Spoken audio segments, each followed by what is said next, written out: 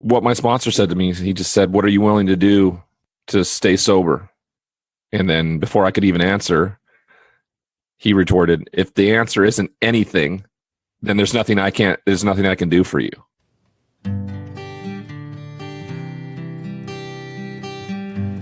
Well, hello, friends of Bill W. and other friends. You have landed on Sober Speak. My name is John M. I am an alcoholic, and we are glad you are all here, especially newcomers. Newcomers, that is, both to recovery as a whole and newcomers to this podcast. Sober Speak is a podcast about recovery centered around the 12 steps of Alcoholics Anonymous. My job here on Sober Speak is simple. My job is to provide a platform to the amazing stories of recovery all around us. Consider Sober Speak, if you will, your meeting between meetings. Please remember, we do not speak for AA or any 12-step community. We represent only ourselves. We are here to share our experience, strength, and hope with those who wish to come along for the ride. Take what you want and leave the rest at the curb for the trash man to pick up. That, ladies and gentlemen, was the voice of Mr. Ryan that you heard at the beginning of this episode today. Keep in mind, we will have listener feedback at the end of this episode, but first things first, this episode is brought to you by Jim, Jenna, and Jonathan. Jim, Jenna, and Jonathan went to our website, soberspeak.com, clicked on the donate tab, and made a contribution. Thank you so much, Jim, Jenna, and Jonathan, for your generous contribution. This episode is for you. And if I am not mistaken, I'm not an English major, but I believe that is called an alliteration when you have 3 J's like that or 3 any letters like that in a row. But nonetheless, nobody called in for an English lesson or lack of an English lesson or for wrong information in regards to grammar. I'm not sure, but nonetheless, thank you, Jim, Jenna, and Jonathan. Hey, did you all listen to that last episode number 69, called There Is a Solution with Gary K? If you didn't catch that one, I highly recommend that you go back one episode here and listen to it. As Cassandra mentions in listener feedback at the end of the episode here, Gary is full of wisdom and straightforward old school recovery. You do not want to miss Gary. But I'm thrilled to have Ryan on Sober Speak today. In my opinion, what makes Ryan so special is that he is completely vulnerable and honest. And you will see what I mean as you listen to the episode regarding that. And it reminded me of page 124 in the big book. And let me get this here. I actually have an actual physical book in front of me here. On page 124, this is in the Family Afterwards of the big book of Alcoholics Anonymous. It says, cling to the thought that in God's hands, the dark past is the greatest possession you have, the key to life and happiness for others. With it, you can avert death and misery for them. Let me read that again. I think that's so important, especially for those of you who may be in the midst of your darkness right now. Page 124 again, it says, cling to the thought that in God's hands, the dark past is the greatest possession you have, the key to life and happiness for others. With it, you can avert death and misery for them. And I don't know whether you're in the middle of your darkness right now or you've got past that and you're able to use that dark past for others.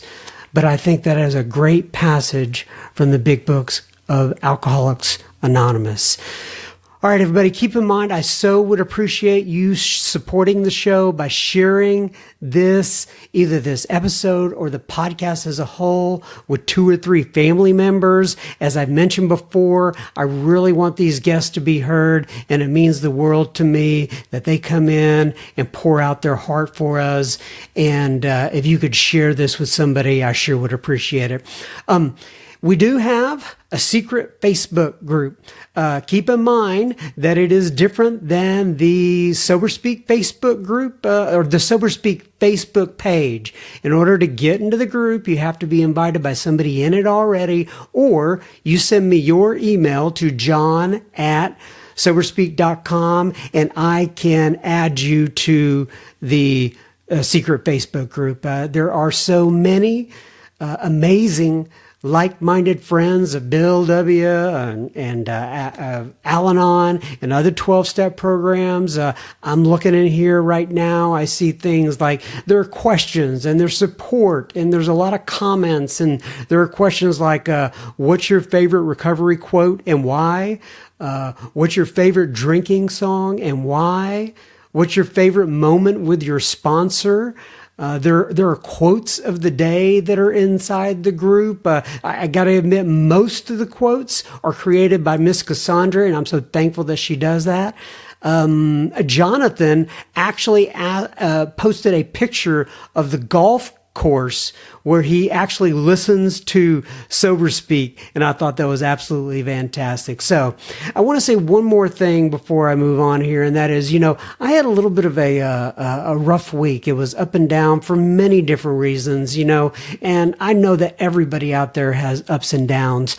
And one of the things, though, that I was actually struggling with here over the past week is, I was struggling with this particular podcast. And I've mentioned to you guys before that, sometimes I wonder about what the right thing to do about it is. And there are so many little imperfections that most of you probably don't even notice, but I notice, and I know I can make it right, but it just comes down to time and effort. And I sent that particular concern of mine out to my friend, Buddy C. Buddy C is the one who has his own podcast and is called The Tao of Our Understanding.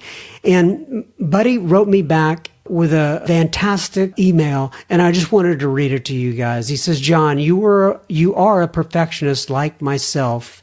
And what he's referring to is that I get caught up on putting these things out when they're not perfect. But he said, all I have to do is do the work and let it go, unquote. With all of this, I know my words or it being perfectly delivered is not what changes lives. It is the God within my experience that I share that does it. And when and if they are ready, they are ready. So that, for whatever reason, just kind of let my shoulders down. I know none of you guys complain. The only thing I ever get a complaint about is me laughing too much on the programs, and I get it. But that really helped me, and I just want to kind of give a public shout out to Mr. Buddy. And now we are on to Mr. Ryan. Enjoy. Okay, everybody. So today we are sitting here on Sober Speak with Mr. Ryan. Ryan, there's so many questions I have for you, and I'm looking forward to this conversation. Really been looking forward to it. But first of all, this is going to become very apparent as we walk through this. But Ryan has a story of notoriety, if you will. It's just like all of us, but there's some notoriety involved with this. And so, Ryan, I'm a football fan. And so I know your basic story, but there are people that are listening to this outside of the United States or people who are not football fans, and they're not going to know a whole lot about your story. So why don't we start out by having you introduce yourself, give your sobriety date, and just some general background on yourself, okay? You bet. My name's Ryan Lee. My sober date is April 1st, 2012. It's the most elaborate April Fool's joke ever. I grew up playing sports. It allowed for me it allowed me to have a lot of things, a lot of entitlement, things of that nature. And I was lucky enough to play in college as well as professionally for a few years. And upon my retirement, my addiction took over, and it would be something I battled for probably 8 years. It would even take me to a prison cell, literally. What I learned in there, individual who I met in there, who became essentially a guardian angel for me, changed my life. And when I got out, there was a shift that had to happen or nothing would change. And here we are 4.5 years later with what you may consider the life of my dreams because of the choices and paths I chose to take once getting out. So that's kind of the overall bullet points to it. I'm sure we'll go into more depth here as we go on. And I know you grew up in Montana, correct? Yes, sir. Great Falls. And this is just kind of a weird side note for me. There are 2 states within the continental United States that I have not visited, just because I travel a lot with business. And one of them is Montana, and one of them is South Dakota. So I'm hoping to get there someday soon. So why don't you talk a little bit about growing up in Montana and what it was like for you as a kid, your family life, etc. Well, you could knock it out on one trip because they're right next to each other. You could go through the Black Hills, see Mount Rushmore, go right into Montana, go see Glacier National Park as well as Yellowstone National Park. It was I don't believe you're a product of your environment. If that were the case, I would have never ended up in a prison cell. I was raised by 2 amazing parents. My father was a 2-tour Vietnam veteran, raised 3 boys, owned his own business, high character and integrity, loving extended family and a supportive community. So it was very middle class, very white, privileged. I was never marginalized. In fact, I was rather placed on a pedestal pretty early. Because of your athletic prowess? Right. Yeah. My mom could never really understand why everybody wanted to know about her son or was talking about her son.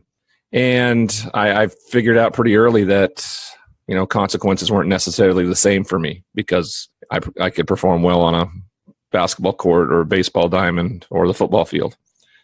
And I liked that. And the pedestal grew higher and higher. And I'm the only Montanan ever to be drafted in the first round of the NFL draft. So there are more first round draft picks in the Manning family than the whole state of Montana ever. So there's a uniqueness there. And I trailblazed something. And I didn't necessarily care about what anybody else thought because I was going to get out of that small town and I was going to be a professional athlete. That's just how it was going to be. My hometown and home state is pretty introverted, right? They're kind of like hardworking and conservative and not let the spotlight shine on you, but just put your head down and go about your business. And I simply wasn't that guy. And I rubbed a lot of people the wrong way. I was super competitive. I tell people all the time I was a drug addict long before I ever took a drug because competition was that drug for me. I had to win at everything. And I was gonna. My hometown and I did not get along. And we still don't. I'm still pretty despised in my hometown. How come? Can you talk about that a little bit? Well, I victimized the whole city. I stole from them. I burglarized their homes. I also was the first round draft pick that they always wanted. They'd always wanted a first round draft. They just got me instead. And that wasn't the guy they wanted in there. The only difference was they were mostly adults, right? And I was a kid. I got defensive and I got resentful and I went back at them, especially when I turned professional and got paid and got that notoriety. I kind of let them have it and said, I told you so. You guys are all idiots type of mentality, an addict mentality. And that's how I went about things. And so it's always been pretty difficult. So it's a pretty toxic environment for me. I don't go back much. And that's okay. I mean, I've tried to make amends through my process. You can't control what others do with those. And you try to be part of the solution and move on. So when we were talking earlier this week, you had mentioned that one of the things that you were excited about is that you just gotten off parole, correct? Yeah. And why was that exciting? I believe it's because, I guess for several reasons, but travel is one of them. Talk about that a little bit. Well, I didn't think I was supposed to get off parole until March 30th because I was arrested March 30th, woke up in prison the next day, April 1st, which is my sobriety date. So I assumed that 7 years later was that date, but apparently the way the calendars work and the days, whatever, my parole officer called me on January 8th and said, tomorrow you're going to be released from supervision. So it was an amazingly pleasant surprise.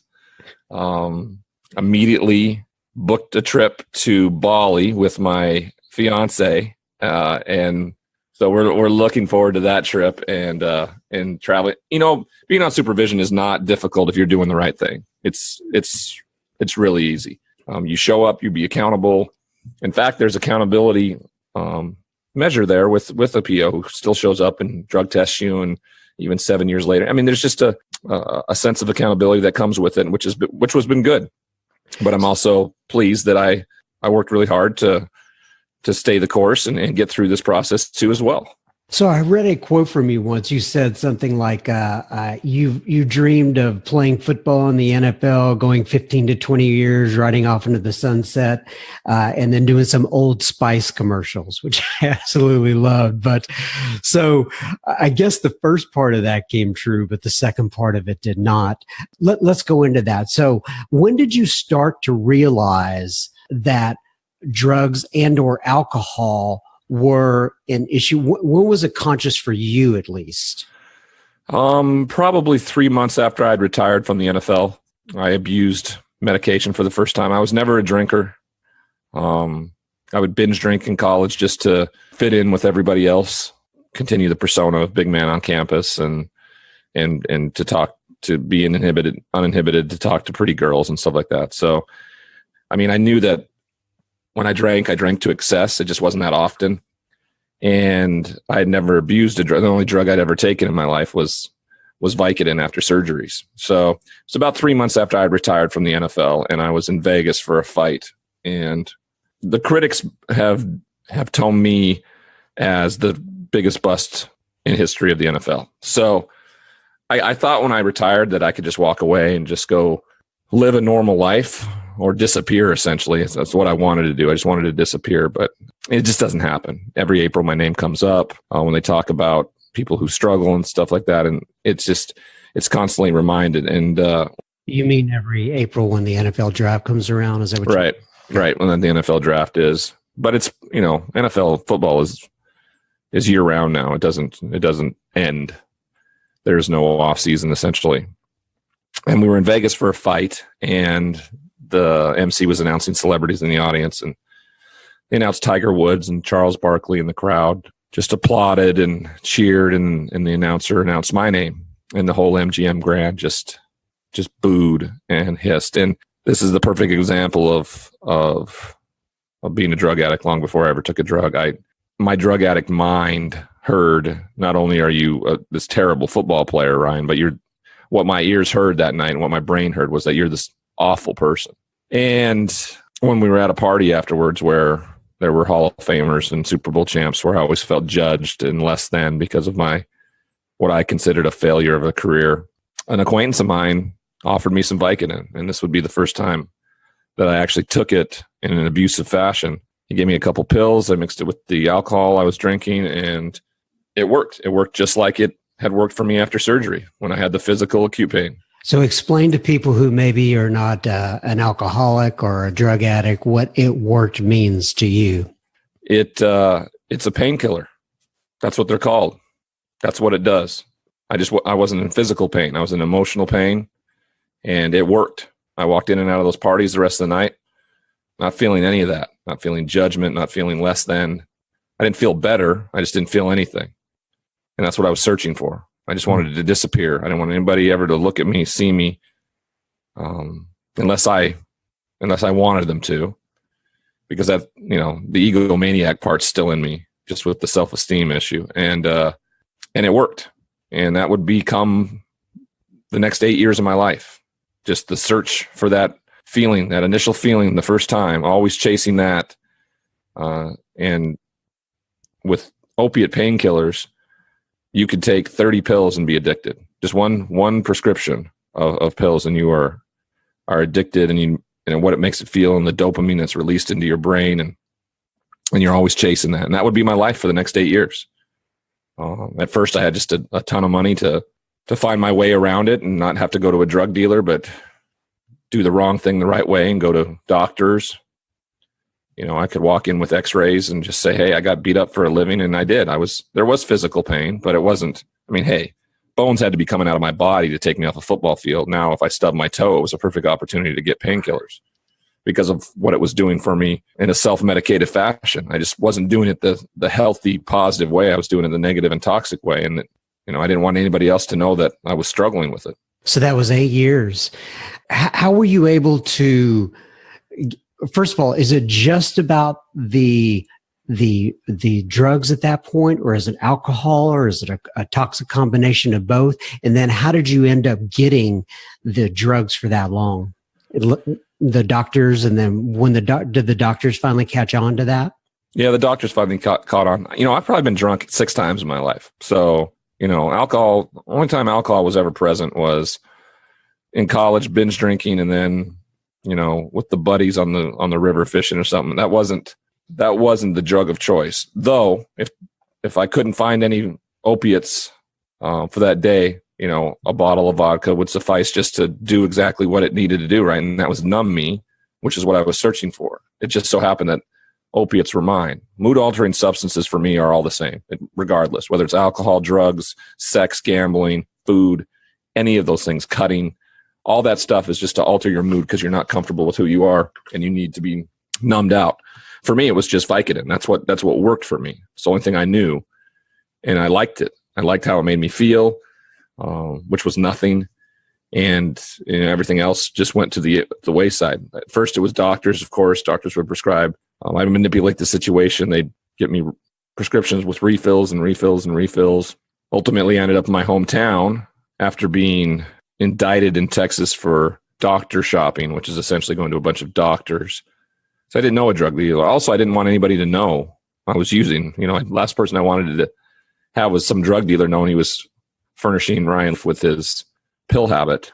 I was back in my hometown, and of course, after it being big news in Texas that I was indicted and put on probation, doctors wouldn't prescribe it anymore till finally I'm going to friends' homes, pretending I'm interested in spending time with them since I hadn't seen them in years, but instead going through their medicine cabinets, finding their pills, till ultimately at the end, simply walking into people's homes on the outskirts of town, of my hometown, where I'm supposed to be the hero. Instead, I'm this burglar, druggie felon. Knock on the door. If no one answered, I'd open it up. Doors are never locked in Montana. And I'd say, hello, is anybody home? No one was. And then 9 times out of 10, there would be some sort of opiate painkiller in the medicine cabinet. And I'd always wonder and think when I'd find a bottle of pills that the owner had had for like 6 months and they'd only taken 2 pills. And I'd think to myself, what's wrong with these people? That for me was a 3-day supply and it was gone. But they're not drug addicts like I am. And that was my life. And I wasn't a very good criminal. I got found out really quickly by the police locally there in my hometown. And I was arrested twice in 48 hours. After the second arrest, I didn't get out. I didn't get out for 32 months. So almost 3 years. What was it like for your family during that time when you were going through that process? Just, frustrating, just sad. People don't realize how outside of the addict bubble, how sick the family gets as well.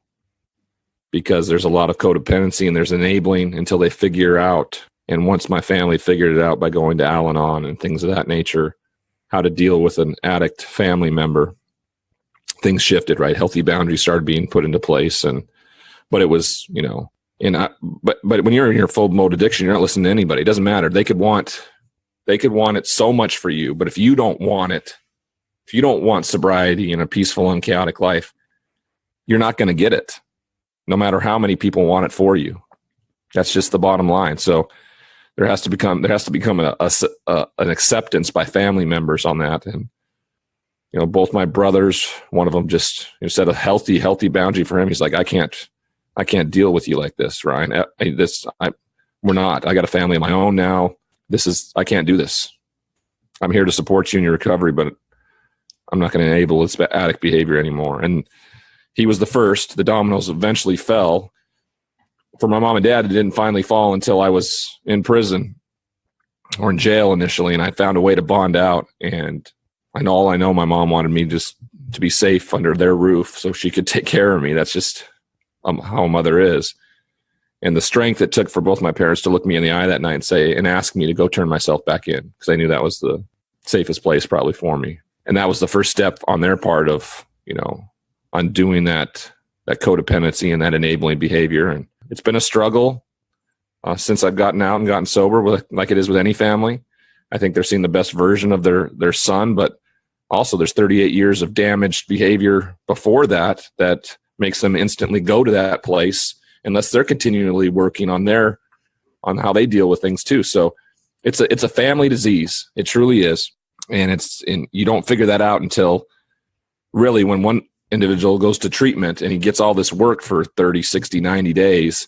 And if things haven't necessarily moved forward in a general positive direction at home, the family member who was the addict or in the addiction walks right back into the same environment, and the triggers are exactly the same for them. And their muscle memory is to deal with it in however way they dealt with it their whole life.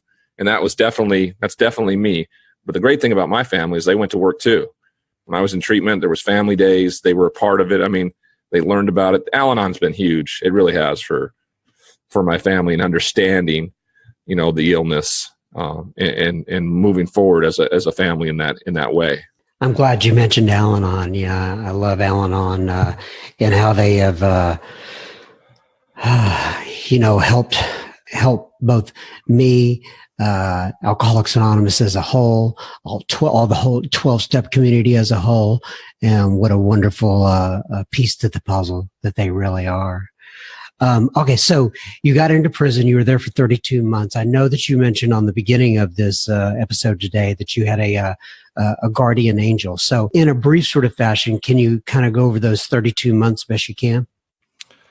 Well, this is the perfect example of my statement that I was a drug addict long before I ever took a drug, because when I was arrested, the substance was removed from my body because I couldn't get it. I was in solitary confinement for the first 83 days I was in there. How come you were in solitary confinement? They told me it was for my safety because I was famous, apparently. Didn't make any sense to me, but it was, can you imagine detoxing, and the worst possible person I could be in a room with is myself, in my brain, and what my mind is thinking. And that's what it was for like 83 days. When I was sent away to prison then, after the sentencing and everything like that, nothing changed, right? In fact, I probably got more angry, more self-loathing. It just proved my theory that I was a drug addict long before I ever took a drug, on how I dealt with stuff, how I behaved, how I was in fear and judgment and narcissism. All that stuff was there, regardless of whether the substance was or not. It was just a way for me to medicate it. Nothing changed. I didn't go outside. I went outside twice in those 26 months. Probably nothing changed for 26 of those 32 months. So you went outside twice. Did you have the option to go outside more often? Yes, I had the option to go outside. I could go outside twice a day. I just didn't do it. Outside, I could see the mountains I grew up in and I hunted in, and it just was even more depressing. And then one of the first times I went outside, a couple of the other inmates asked me to play some flag football with them. And I was essentially the all-time quarterback. And I watched the guards start to surround the football field, and on the walkie-talkies, Leafs out here throwing the foot. It just, for me, it was so humiliating, just to where I'd gotten to, right? Something happened that night when one of the individuals who came in, who was playing catch out there that day, came in and said, "Hey, today was my birthday, man. This was the best birthday present I ever had. I got to play catch with an NFL quarterback." That should have made me feel good about, but I didn't hear it at the time. I still didn't hear it. All I saw as myself as this failure and this loser. And I didn't go outside again for a year. And I went outside on the same day and then didn't go back out again until I left. My roommate this is how my higher power showed up in the form of my roommate. And when is this? What's the timeline on this now? How 26 months probably. Yeah. Okay. Well, not 26 months. He became my roommate probably for the last 18 months, but he just watched me for probably the first year of our existence, just bury my head in the sand. And finally he felt confident enough to confront me and tell me exactly that I had my head buried in the sand and how I didn't understand the value that I had, not only for the men in there, but for when I got out. Because he said, Ryan, you're going to get out at some point. And he was an Iraqi Afghan war veteran, and he had done something that what a lot of people have done in their lifetime, and that's drive drunk. Just so happened he would kill somebody that night. He was 23 at the time, and he'd be sentenced to a long time in prison. And this had been 8 years later, and I watched him over that span make amends for what he had done and work to try to be better.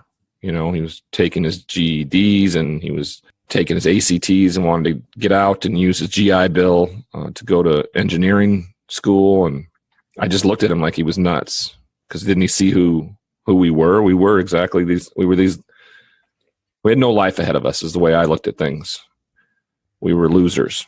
And he suggested that day that we go down to the prison library and help prisoners who didn't know how to read learn how to read. And I've had many of those come to Jesus moments in my lifetime, and I just literally flipped the bird to them, whether it was coaches and family members and people who wanted to help, who unconditionally loved me. For whatever reason, probably because the substance had been out of my brain at least long enough, I agreed to go. I still fought it. I remember walking down the hallway in that red jumpsuit, like metaphorically kicking rocks like a child, thinking this is stupid. This isn't going to help. You know, doesn't he know how important I am type of mentality. And then I walked in, and then there was these 50-year-old men in a place where you're not supposed to show vulnerability at all, prison, at all. And here they were telling me that they, A, couldn't read at 50 years old, B, could I help them? So they were surrendering, and then they were willing to accept help, which was crazy. I'd never seen that. I thought that was weakness. And before I knew it, I was coming back day after day, and I was sleeping better, and I was more personable, and I realized that I was being of service to a human being for the first time in my life. And that's the way it went. I continued to do that. I became the TA for the substance abuse counselor in there. No one was watching this happen. There was no media. This wasn't about brand. No one knew this was going on. This was an inside job, totally. And I knew when I got out that it was going to have to be the foundation of who I was. Otherwise, nothing changes. I would have gone right back to doing what I'd always done and probably ended up dead or in prison again. And so when I walked out of that prison, December 3rd, 2014, Mom and Dad picked me up, and that was the mindset. I had no idea what was going to happen. Zero. I had zero idea. I had hope, and I didn't know where I'd gotten that hope from. I do now, of course, because of the things I was doing there those last 6 months and being of service to others. That's what gave me the hope. And it just became a rolling stone, gathering moss, and continued to go and go and go. And now here we are, about 4.5 years later, and, literally the life of my dreams, or the real life of my dreams. I used to think the life of my dreams was playing in the NFL and winning Super Bowls and riding off into the sunset and doing Old Spice commercials, like you said. And that's not real life. We will be continuing our conversation with Ryan in just a moment. Just a reminder, you are listening to Sober Speak. You can find us on the web at soberspeak.com. And there you will find our back catalog of episodes. You can also find the donate button on our website. If the Spirit moves you to do such, you can use it. Please keep in mind, this is a podcast funded by you, the listener.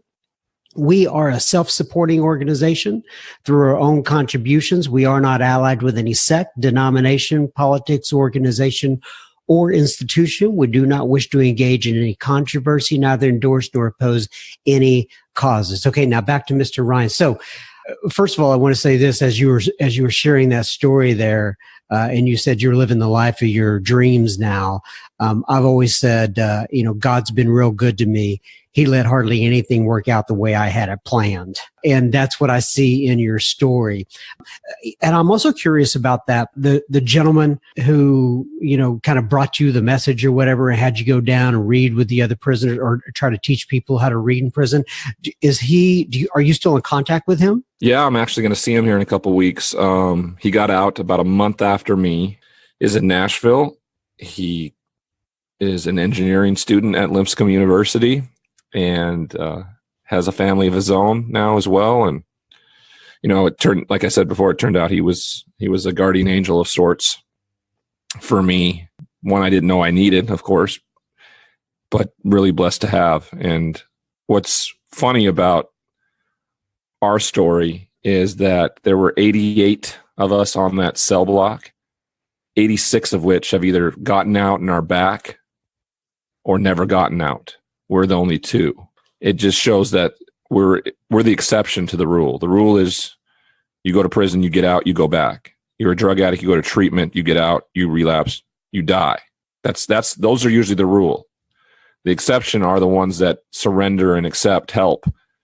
And I'm so grateful for him and for what it presented and gave me and where I'm at right now.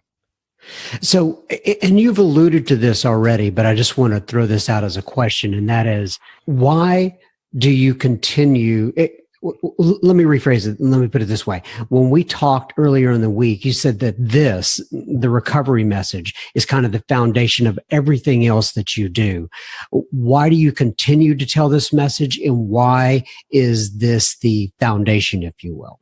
Well, for me, my recovery has to be the foundation, because if it's an unselfish program and a very selfish program at the same time, because you do everything you have to do in it is about you loving yourself, which allows you to go out into the world and be the best human being you can. And that's why it's the foundation. Now, the reason why I continue to go out, I didn't initially want to do that, right?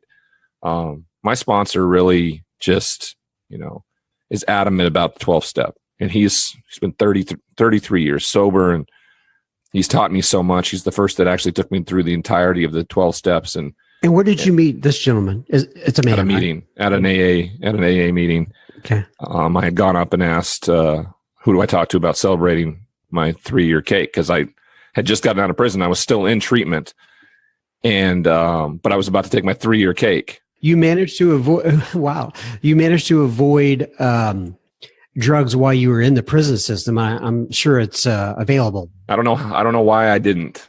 It was the perfect opportunity. It's what I did out on the outside. I got drugs. I sat at home and watched movies and just voided out. It was the perfect place and opportunity. I don't know why I didn't. I can't tell you. There was some sort of hand on me through that process because it was the perfect opportunity. I had a little 13-inch flat screen at the end of my bed, 45 channels. I was depressed. It was all of it. And I just didn't. I don't know why. I don't have an answer for you, because it was rampant. The most smuggled in and abused drug in prison is Suboxone, and which I think is crazy, because on the outside it's supposedly used as a medication to help people get off opiates, which I've never really found how that's works. So you treat a narcotic with another narcotic, but I digress on that. Okay, so you said you were you talked to your sponsor. You asked him about the 3-year cake, and yeah, I just asked him how somebody signs up for the cake, and he asked what I was doing there, and if I was from out of town, and if I had a temporary sponsor, and I told him I didn't, and he volunteered. I mean, it was the perfect example of 12-stepping, right? Just, after had a spiritual awakening as a result of these steps, you carry your message to other alcoholics and addicts out there. And that's exactly what he was doing. And before I knew it, had gone through all the steps. It, took us a year, definitely. And ongoing, of course, amends happen with some that you'll never thought that would be a viable option to have amends. And all of a sudden they show up right in your face, and you're given the opportunity. So that's always ongoing. In 10, 11, and 12 are just, you're just repeating those over and over and over again on a daily basis. So what was your relationship with God, or what sort of did you have any sort of spiritual or religious background, or was this all new to you? My religious background was growing up in Catholicism, made to go to church, made to go to confirmation, made to be an altar boy, made to go stand up, kneel down, forced to it, essentially. I mean, of course, I'm well versed in Catholicism, but there was a joke in college that Sports Illustrated ran that went, "What's the difference between God and Ryan Leaf?" And the punchline is that God doesn't think he's Ryan Leaf. And I thought that was hilarious too, right? Which is silly. I'm big in spirituality, in that I don't know what my higher power is. I just know there is one, and I'm not it. And that's good enough, right? I find things that are spiritual in readings, in something my sponsor says, the community that's been built, the things I see that happen around me, nature is. So my big thing is spirituality and understanding that I have a higher power. I don't necessarily go to any type of religion. I just kind of steal all the best parts of all the religions and utilize them for my well-being, is the way I go about it. Well, talk about your swim through the steps, maybe the first time, with your sponsor, and what that brought up, and also if you have any. It sounded like you probably had some amends that you had to go back and make, and I'm curious to how those went. People always assume, steps 4 and 5 are the hardest when they first get into it, just because of the hardest steps for me are 6 and 7. To actually look for some omnipotent being to take away these defects of character. I mean, you really have to surrender in 6 and 7. I mean, you really do. You hope you've done that in 1, 2, 3, but sometimes you get through those pretty quickly because you just, your life's unmanageable and that you need help, and you're going to ask for somebody to take that, help you, guide you through it. But 6 and 7 are really like, after you write down all these honest things and tell somebody about them, you then have to give them away for somebody else to deal with. And I'm like, no, I control everything. Those were the hardest ones for me, 6 and 7. 9, of course, is difficult just because some of the situations you're in are difficult because these are people you harmed. And some of them weren't going to go the way you wanted them to, but this has nothing to do with you. This has everything to do with the other person. And that's, my sponsor always helped guide me through that. And when there were times that it would do more harm to them, of course, he found living amends for me to find ways to do it that way. So he's been a great guide through all of this. And then when I started sponsoring young men or men, I had a great teacher that helped me go through it similarly. My schedule doesn't promote a lot of time with sponsees because I'm on the road so much, and my sponsor's been great. So I guess he's considered the grand sponsor. He's been great for some of my sponsees to deal with things, on the ground when I'm, jetting around in outside of Los Angeles, which has been really helpful for me, and especially the young men that I've been working with. So you live in Southern California now, right? Yes, in Los Angeles. I want to go back in time just because I had read some things about this before, not to get too morose or whatever, but I think that people will be able to relate to this. But I believe you had at least one suicide attempt there within the middle of this. Is that correct? Yeah, it was after I was arrested the first time. I bonded out, and then I thought my only way out of any of this was death. I needed to be high or dead. There wasn't a third direction for me. And when I had been arrested, they had confiscated all my pills, and I couldn't figure it out. So I literally looked up ways to kill yourself on Google, and I tried to take a knife to my left wrist. I still have the scar here, and it didn't take. I immediately drove to my parents' house and was just going to park in the garage and do it that way. They weren't supposed to be there. They were supposed to be taking care of my grandparents because, again, their eldest grandson had humiliated the family. Because, of course, when I get arrested, it's national news. It's on the bottom of SportsCenter and CNN, and it just is. Just another mess up by the biggest bust in NFL history. That's just kind of how it plays. And but they were home. And so I pulled a U-turn and went out and found a home that I knew had pills in it before, went in and got them. There's all this shame and guilt about the things I had to do to feed my habit. But as soon as they were in my hand, the ends justified the means, no matter what. And on my way out, the family pulled up in the driveway. I talked my way out of it, of course. And I got back home and I was able to take the pills. So I didn't have to feel any of the stuff that was going on. That's the thing about mood altering substances. And no matter what's going on in your life, there's no consequence too great because you're not feeling any of it anyway. Of course, it wears off. And when it was starting to wear off that night, that family figured out something had happened at the house. They called the police again. the police showed up in the form of my higher power, the sheriff's department, and saved my life because they would arrest me, and this time I wouldn't get out. And but those first 83 days, I still had those suicidal ideations, right? I was thinking I just got to find a way to bond out, get out, just run until the wheels fall off and die. I mean, that's what my mindset was for quite a while. I can't believe that's where I was and how I was thinking, but I have to remember and understand that, especially when I'm working with other individuals and hearing about people's stories and having empathy around that, because I was right there. I know that you have a son and you have a fiance that you talked about on the beginning of this episode. Talk to us a little bit about them and what that's meant to you in your life and how it has grounded you.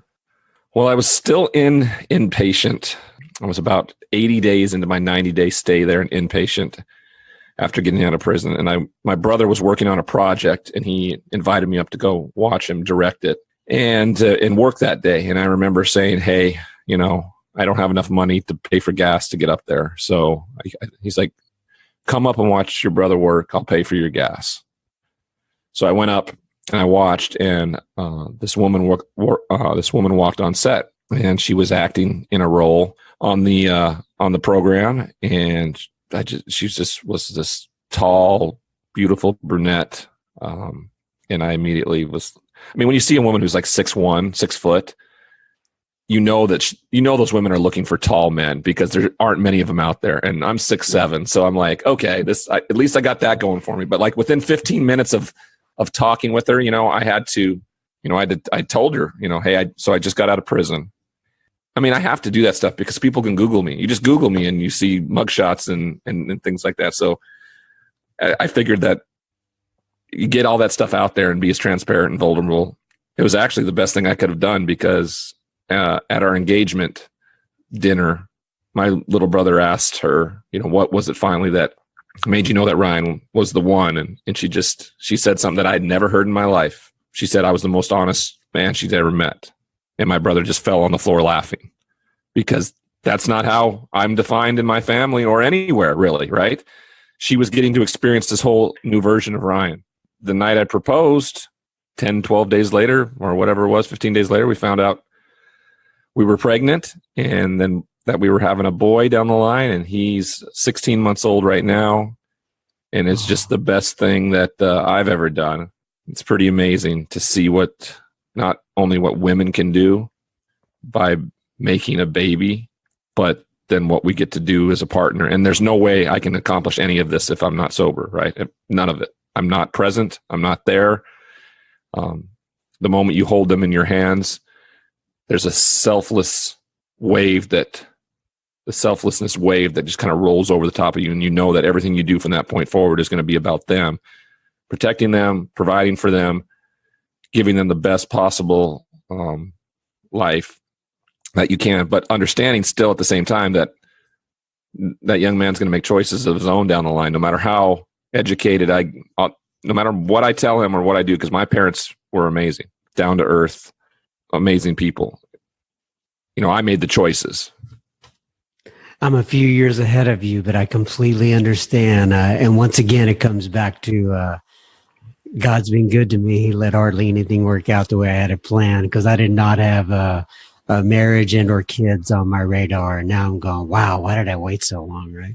What would you say is the best piece of counsel that you have been provided since getting sober? Does anything come to mind? What my sponsor said to me, he just said, what are you willing to do to stay sober?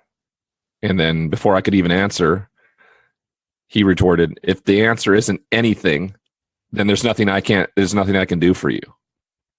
And that's the way I go into anybody else. I ask them, what are you willing to do to have this peaceful, unchaotic life? Because neither one of those things existed, right? I had no peace. I created chaos. And the answer is to surrender, but then accept. A lot of times people will come and ask for the help, right? They'll come and ask for help, but then you lay out what the plan looks like for the help. And they go, I got this. And I'm just like, the acceptance part is a huge piece of it. Accepting the help. Do you think I wanted to accept the help from the sheriff's department? No. I acquiesced to that finally and just surrendered unwittingly. But those are the two major questions that are asked at the beginning, and then holding them accountable when they don't. Right? We had something planned. You were supposed to be here then. They were supposed to call you then. You can't just let it slide with them. If you're their accountability partner, you have to be holding them accountable. No one did that for me. Those who did, I pushed them out of my life. And if they want to push me out of their life, that's fine. My sponsor said this, and because I used to take it really personally when a sponsee would disappear, stop after the third step, things like that. He said, he looked at me and said, once we find this peace and this surrender, Ryan, we become a lighthouse of sorts. And you don't see lighthouses running around the harbor looking for boats, right? You build a foundation in the rocks and shine a light on the darkness. And those boats that are being wrapped around the rocks and the waves, they come to a safe harbor, and that's up to them. You cannot control what they do with your message. It's entirely up to them at that point. Very well put.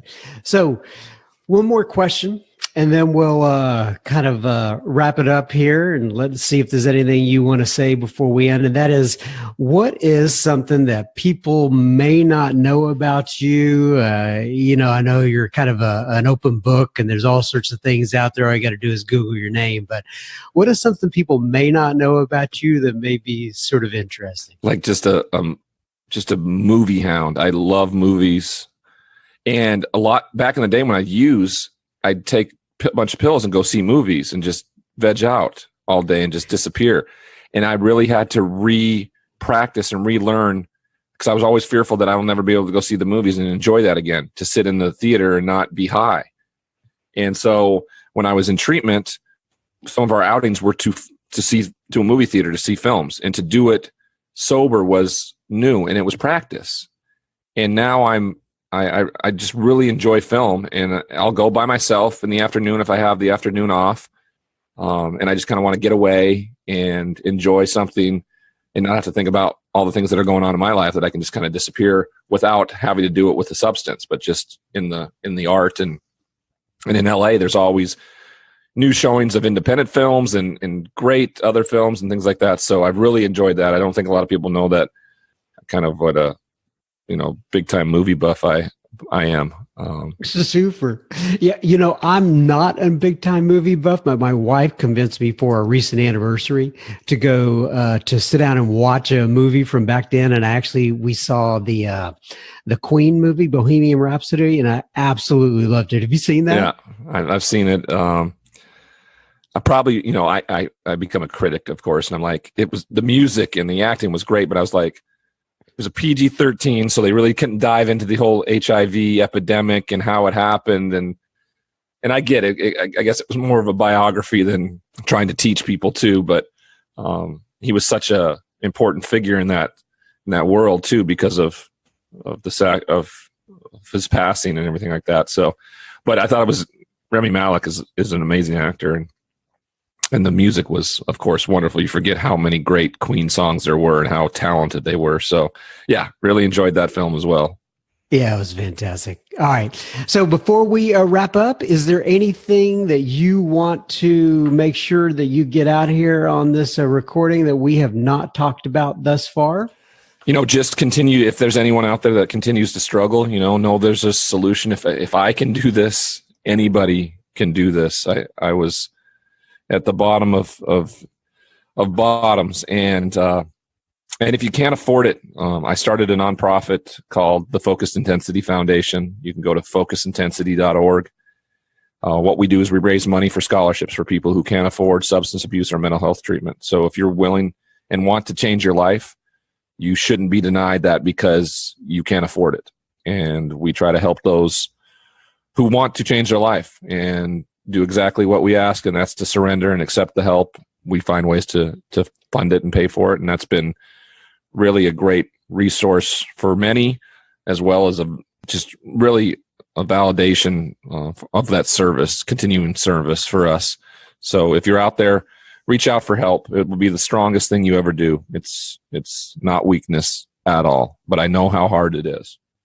I hear you, brother. And once again, that's focusedintensityfoundation.org. Focusedintensity.org, FOCUSEDINTENSITY.org. And I'll put a link to it in the show notes as well so folks can access it there. So, Ryan, this has just been a pleasure. I sure do appreciate you taking time out of your busy schedule to sit down here with me and record this on Sober Speak. And there's going to be a lot of people listening to this, and a lot of people will benefit from it. I am very sure. So God bless you, my friend. Hope our paths cross again soon, okay?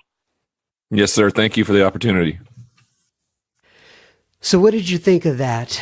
Reach out to me at john@soberspeak.com. Let me know your thoughts. I sure did enjoy spending time with Mr. Ryan. One of my favorite parts of the episode is when he relayed what his sponsor had passed on to him about lighthouses. And his sponsor, I think, said something to the effect of, we become lighthouses, and you don't see lighthouses running around the harbor looking for boats.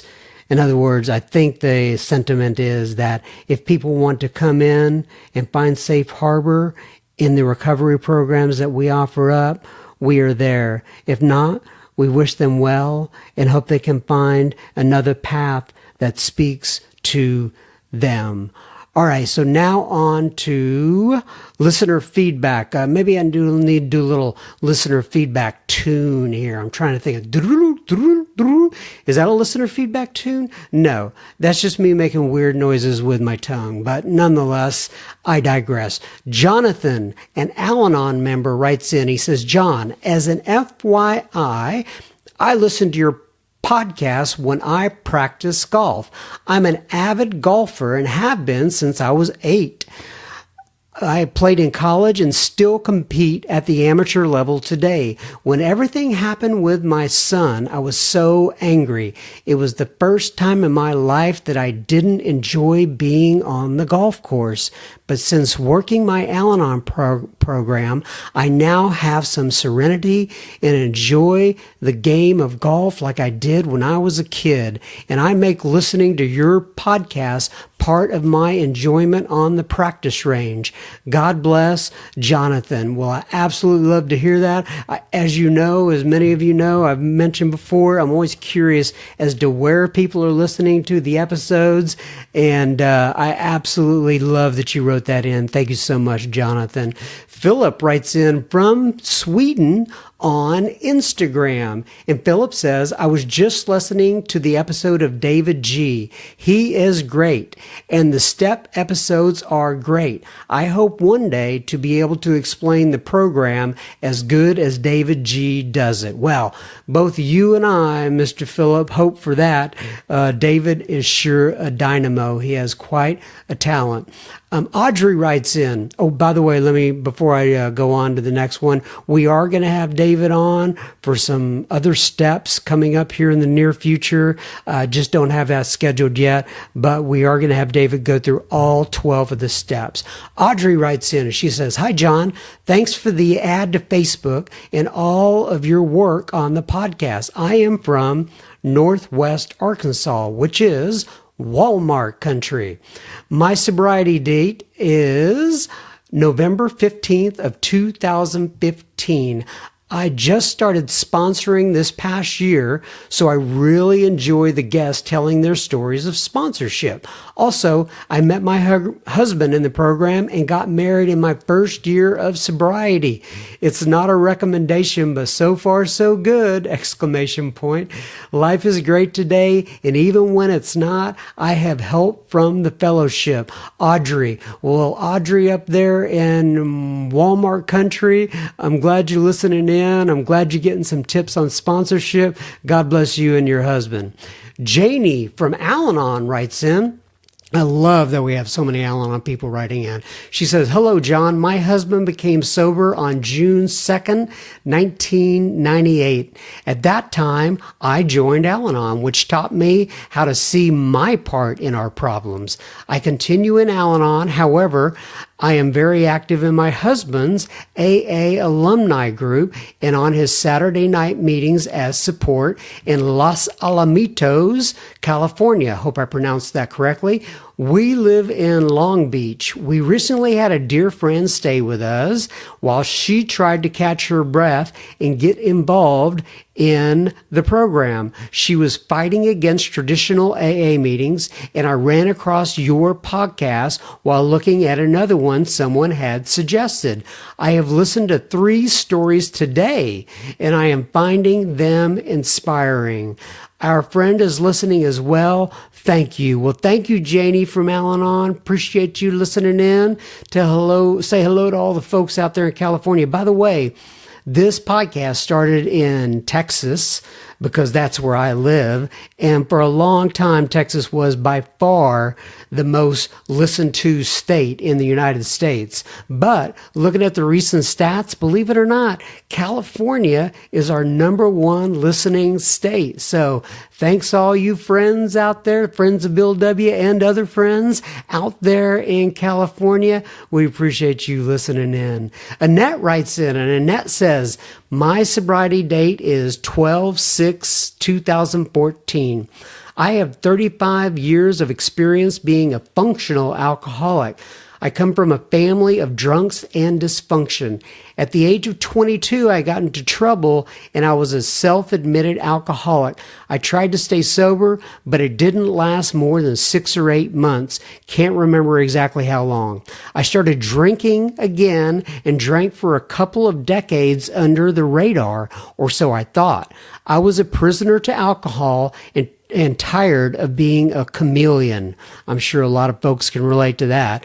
Everything on the outside looked great. On the inside, I didn't know how to act without having alcohol in my system.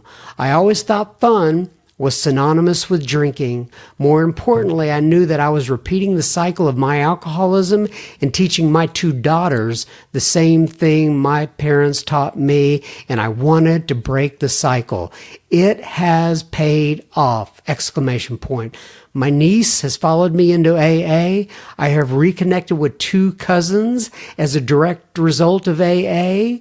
I have gotten to know myself through the program, and I kind of like me. I'm deeply involved with service. I found SoberSpeak by accident. I lost my job in January through no fault of mine. They closed the facility. And on an episode of Dr. Phil on television, he literally showed the audience how to get his podcast on the cell phone, and I followed the directions. I discovered the search icon in the podcast, so I looked for AA meetings. I found one in Canterbury, New Zealand, on the radio channel and started listening. Then one day I did another search that started with the word sober, and I found you! !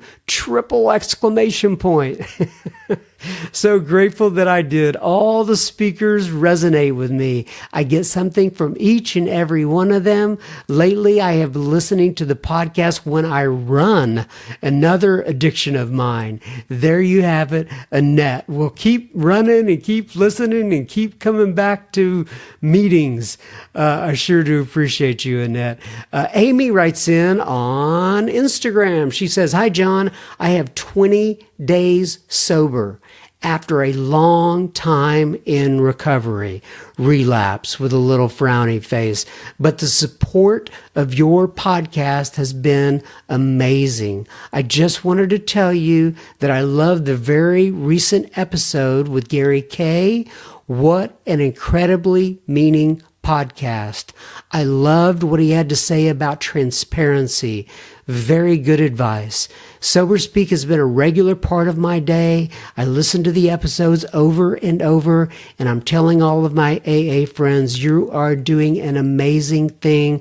Please keep it up. Peace and love, Amy. Thank you, Amy. And Gary Kay was an incredible episode. In fact, the next comment is from Cassandra. Cassandra writes in and she says, please tell Gary Kay that I said thank you for sharing his story. So powerful and humble. Everything he says is golden, full of wisdom and straightforward forward old school recovery. So Gary is the episode right before this one with Mr. Ryan. You can go back and listen to it as Gary K. And he is absolutely, he knocked it out of the park. I'll put it that way. Jim writes in and he says, "Happy Monday, John, to you and Shannon. That is my bride. I have now listened to all of the Sober Speak podcasts. Thank you for the stories and insight of sobriety and experience, strength, and hope. I am 60 days sober today. With God's grace, I will be 61 days sober tomorrow, one day at a time. Thanks, John. From one bozo on the bus to another." Jim is making a reference to where I have called myself several times on, several of these episodes, just another bozo on the bus. And Jim, God bless you and congratulations on your 60 days. Absolutely fantastic. I'm just real, I guess if you can call it proud of you. I'm proud of you, my friend. Okay, Peter writes in and Peter says, "Good morning. Thank you for adding me to the Facebook page. Once again, if you want to be added to that Facebook page, write me at john@soberspeak.com. That's the easiest way to do this. Give me your email address associated to your Facebook account and we'll get you in there. But anyway, he says, "Thank you for adding me to the Facebook page. I live in Connecticut.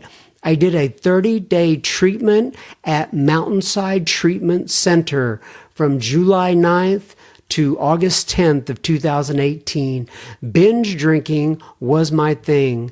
I attend 4 to 5 AA meetings a week. I am actively involved in the Mountainside Alumni Program, and I participate in their events as often as possible. My biggest struggle has been finding a sponsor.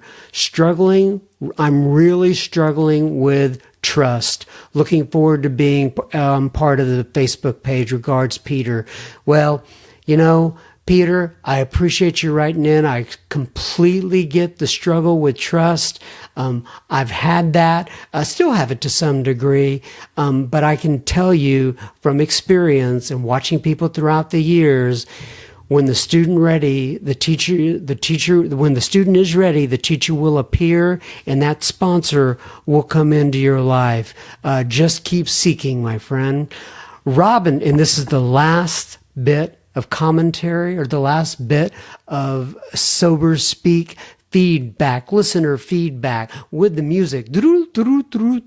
Anyway, Robin writes in and she says, "My sponsor suggested to listen to a podcast when in the event I couldn't make it to a meeting.